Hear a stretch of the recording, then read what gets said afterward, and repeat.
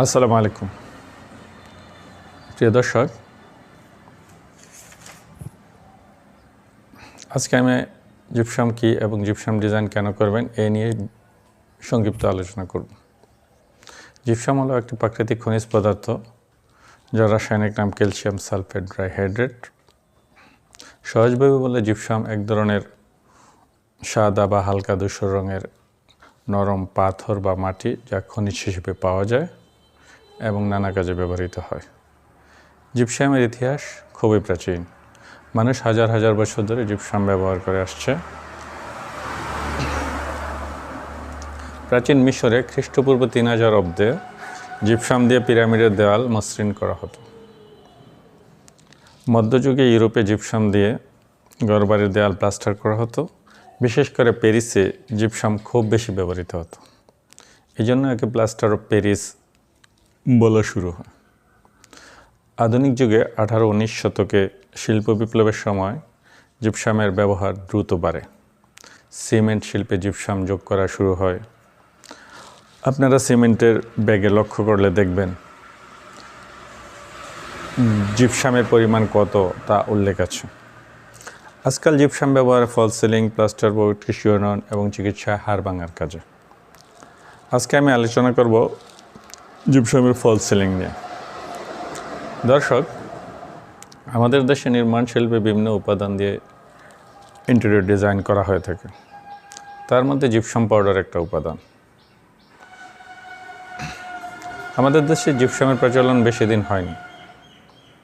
আমার যতটুকু মনে পড়ে 2001 সালে ঢাকার আন্তর্জাতিক বাণিজ্য মেলায় একটি কোম্পানি স্বল্প পরিসরে জিপসাম ডিজাইন উপস্থাপন করেছিল।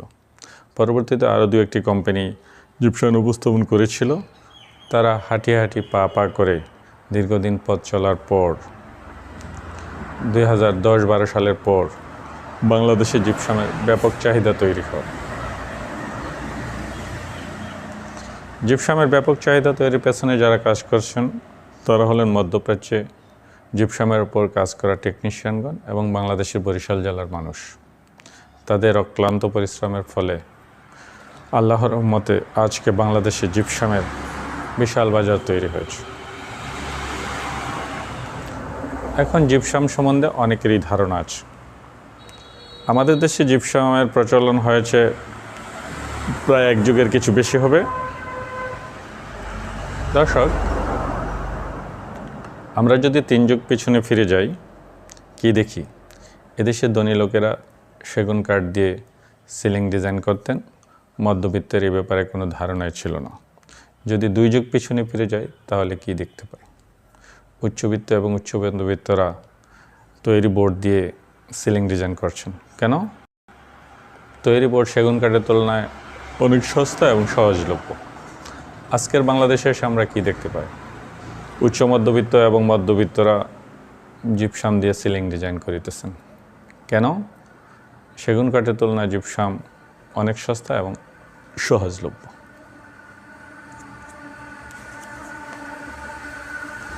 এখন আসি গুণাগুণের বিষয়। আপনি যদি সেগুন কাঠ অথবা বোর্ডের ডিজাইন করেন তাহলে 2-1 বছর পর একটু হলেও ফাঁক হয়ে যায় কিংবা ফাঙ্গাস পড়ে। কিন্তু জিপসামের বেলায় তা হয় না। জিপসাম ফায়ার প্রুফ, আগুনে পুড়ে না। কিন্তু কাঠ বা বোর্ডের বেলায় তা নয়। কাঠ বা বোর্ডে গুণে ধরে, কিন্তু জিপসামে গুণে ধরে না। কোনো কারণে একটু পানি পড়লে বোর্ডের কাজ পুরোই নষ্ট হয়ে যায়, কিন্তু জিপসামের কাজ নষ্ট হয় না। জিপসাম রুমের তাপমাত্রা কমিয়ে রাখে। আপনি যদি হাতুড়ি দিয়ে আঘাত করেন তাহলে এখনই ভেঙে যাবে। আঘাত না করলে নিজে কখনো নষ্ট হবে না। আপনার ছাদ এবং দেয়াল যতক্ষণ আছে জিপসামও ততক্ষণ থাকবে ইনশাআল্লাহ। প্রিয় দর্শক, আজকে এ পর্যন্ত।